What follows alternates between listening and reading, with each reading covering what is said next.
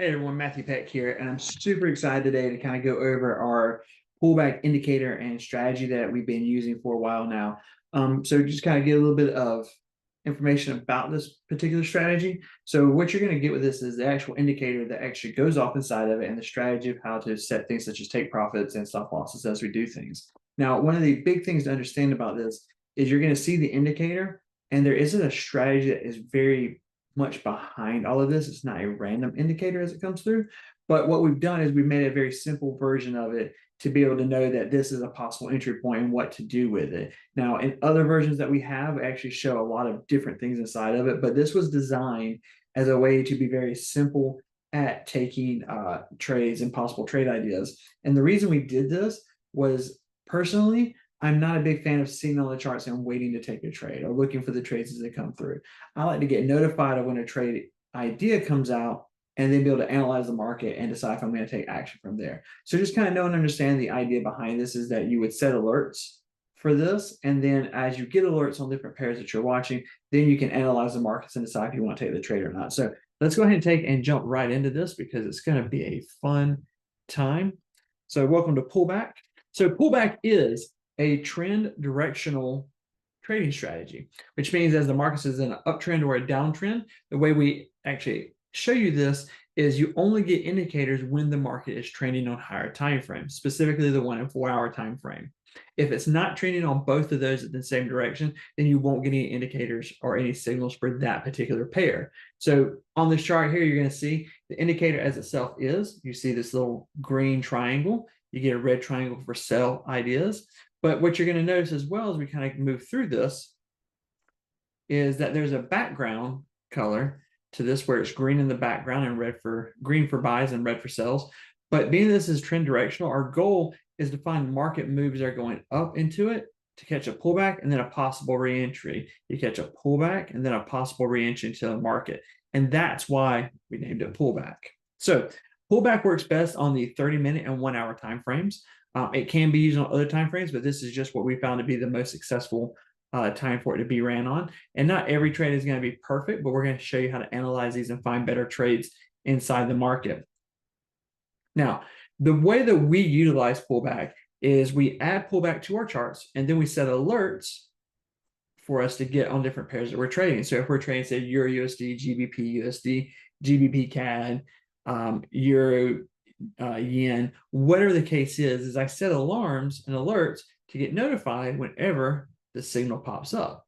So we're able to get alerts in the market for whatever pairs we're looking for. So give you an instance, these are 30-minute candles, and this is 1 day here, this is 1 day here, and this is 1 day here. So instead of looking at the charts all the time to find the trade, we just get alerts whenever there's a possible trade idea. Now, the way that we work this is once we do get the alert, we have to analyze the market. And the way that we analyze the market is a couple different things. We're going to ask ourselves a few questions. We're going to ask ourselves, one, is it Tuesday, Wednesday, or Thursday, or Friday? You can trade pullbacks on Monday. They're not as successful typically. And that's because as the beginning of the week starts, the pairs that you're looking at, the assets you're looking at, decide what direction they're going to go in. So we actually prefer to take trades on Tuesday, Wednesday, and Thursday, and possibly Friday, just based on how the market's moving. Next thing I'm going to look at is whenever I get a trade idea, I'm going to ask myself, I'm going to look to the left and say, is this a shallow pullback?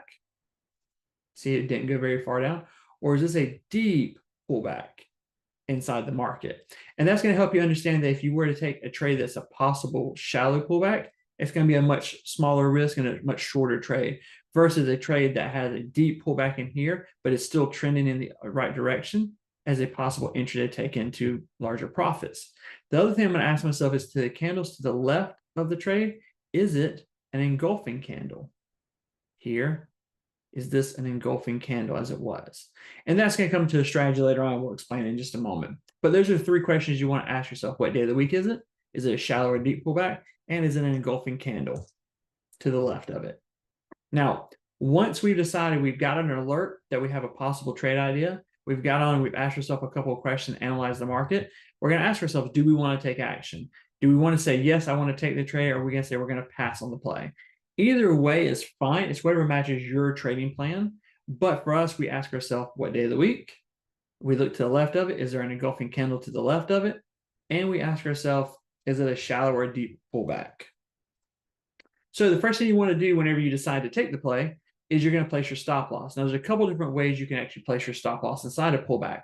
So for instance, here, this was a trade I did that came up. We placed our stop loss to the lowest point to the left of the indicator. So this is where we got our signal here. This was the lowest point. It looks like a great wick position. So we actually placed our stop loss just a few pips below it, with making up for the spread that we have for it.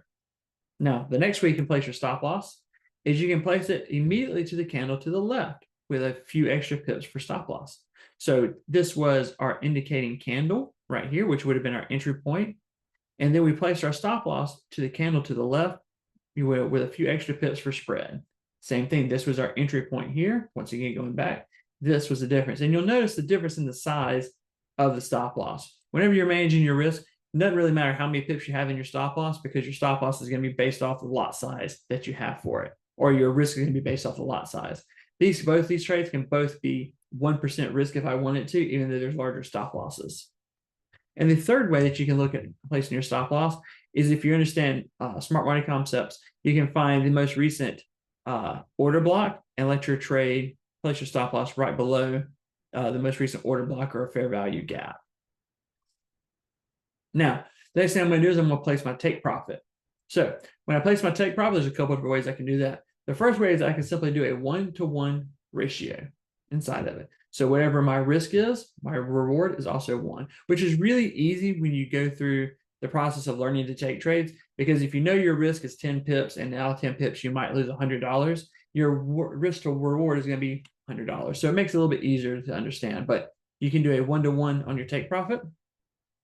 You can also place it as a 1-to-2 of your take profit. So risking 1%, trying to gain 2%. And the third way that you can place your take profit is, instead of going for a percentage of 1-to-1 or 2-to-3 or whatever the case may be, I'm going to look to the left of it and I'm going to find market structure, and that's where I'll place my take profit at. So to review that again, your stop loss can be placed either to the lowest point to the left, can be placed below the left candle to your indicated candle, or it can be placed at a fair market value gap or at a order block. And then your take profit can be a 1-to-1 risk to reward.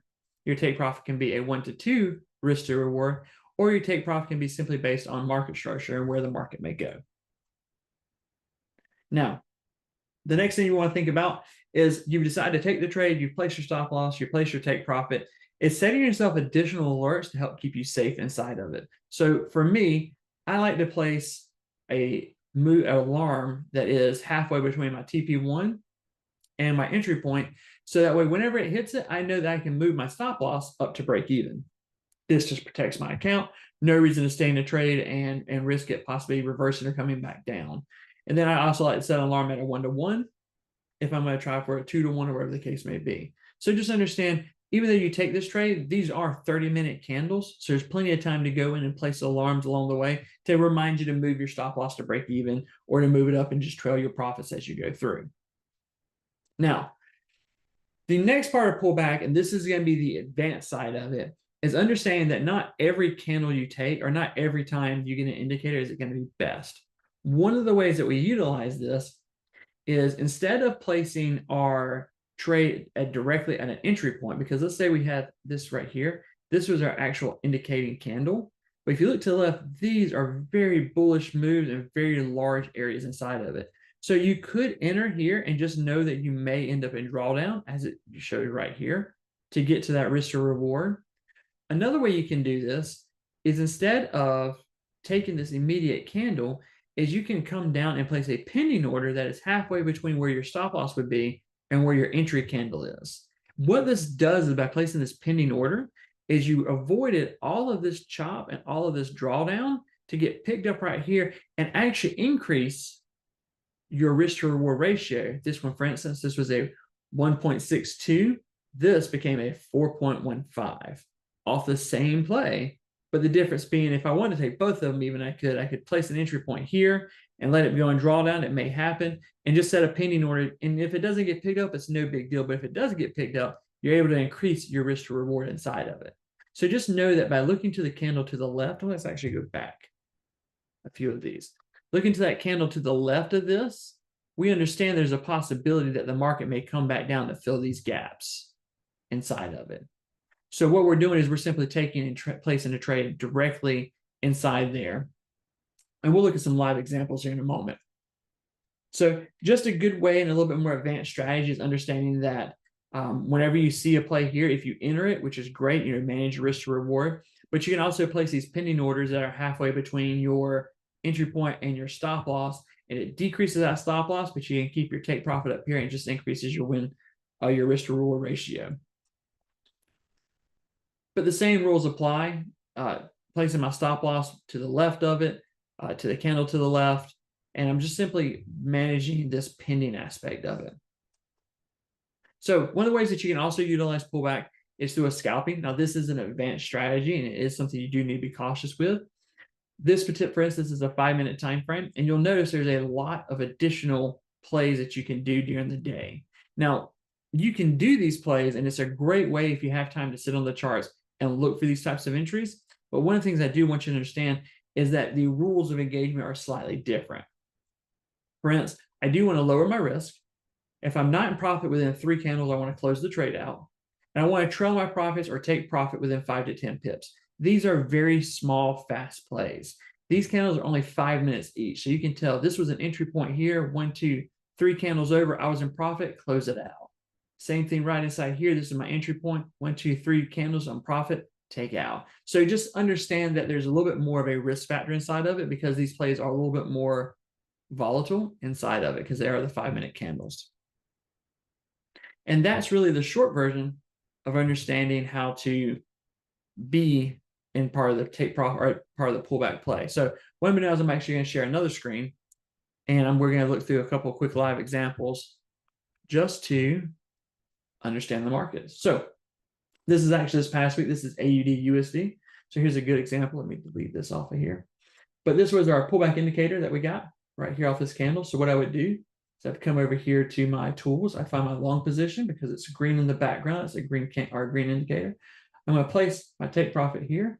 Get rid of the purple color. And I'm going to take, I can either move my stop loss below the most recent point to the left or to the left of that candle right there. And then I can manage this as a 1-to-1, 2-to-1, or I can aim for market structure to the left, which would have been this area here inside of it. So that's a way that you can play that is you simply place your entry point with your tool here. You drag your stop loss to where you want it to be at, furthest point to the left, candle to the left, and then I move my take profit to wherever I want it to be at whatever ratio I want. And then those are my entry points or my stop loss points right here. So this is a good example of that one. Let's look at another one. So right here on this particular play, we'll come over here to our tools. We'll do the same thing. There's my entry point. I can take it below the most recent low point with a few extra pips, which you can tell that's a 13 pip stop loss. I can move it candle to the left with a few extra pips, and you can tell there a little bit smaller pip loss. And then from there, I'm going to move it to a 1-to-1, 1-to-2, or I can always aim for market and then trail it as it goes up and down. So let's look at a different pair real fast and see what we find. So EURUSD with some sells this week. So let's do the same thing. We'll flip it. And it's a sell position because the red background is here. There's my indicator. So I'm going to take my tool, my sell points here, move my stop loss to the most recent low point or to the candle to the left. And then I'll move my take profit to my 1-to-1, my 2-to-1, or I can always, once again, look to the left and aim for those larger swing trades, which this would have hit it. Later on, it obviously would have taken much longer to hit because that's a large stop loss, but you can tell that's a 4.7 risk to reward ratio right there. So let's look at another example here. Short position. Now, one thing, this is a good example to understand. This is a very long candle. This is a very big move to the downside. This was actually during the debate. But I can still play it the same way. Move my position up. And this would have been a good example of if I aim for a 1-to-1, because this is such a large stop loss. I mean, this is a 17 pip stop loss. What I would do instead is if I took this as a play, I would trail it up as I got inside of it. So I would have set, say, an alarm So in other words, if this is my 1-to-1 here, this would have been my 5 to or my 0.5%. So instead I would come over here, find one of my tools. You can use the ray, and I would simply place that, and this would have become my alarm inside of it here. That way I got notified of it, and then I would still move my stop loss or my take profit to my 1-to-1. So this is a good example of why we set those safety stops inside up, to know that I need to actually move my play to break even to make sure I stay safe, because obviously this is a choppy area just because it was news. But we continue looking at different plays as it goes through. And the great thing about this is it works on every asset, every pair, even if I'm inside crypto. So let's take a look at that real fast. So XRP, which has been in a downtrend lately. So these are still 30-minute candles, and you can tell this is a good example for things to be careful of. If I would have gotten in on this play right here and moved it to my stop loss, see, it's a whole lot of consolidation going on. So it's not a very good play just because there's so much consolidation going inside of this here. But let's say I took this play, let's say I moved it to my point that was to the left. I'll say market structures there, right above that area. Then I could have let this play out, but I would not have taken this play here. Now, another way to look at it is, let's say I took it to the candle to the left and I got stopped out. Not a big deal. Got stopped out on this one. I can decide, okay, there's another play I can take it, try again. Inside of it, you got a little bit more of a wick area here to place my stop loss inside of. And that one obviously would have played out to my favor. So what's understanding about this is when you get this kind of consolidation and chop inside the market, it's typically better off to be careful, because you'll have moves that come down, they'll spike down and spike up, even though it's in a trending downward direction. So you just have to be more cautious of how you trade those pairs. Let's take a look at, so this is actually US 30 this past week.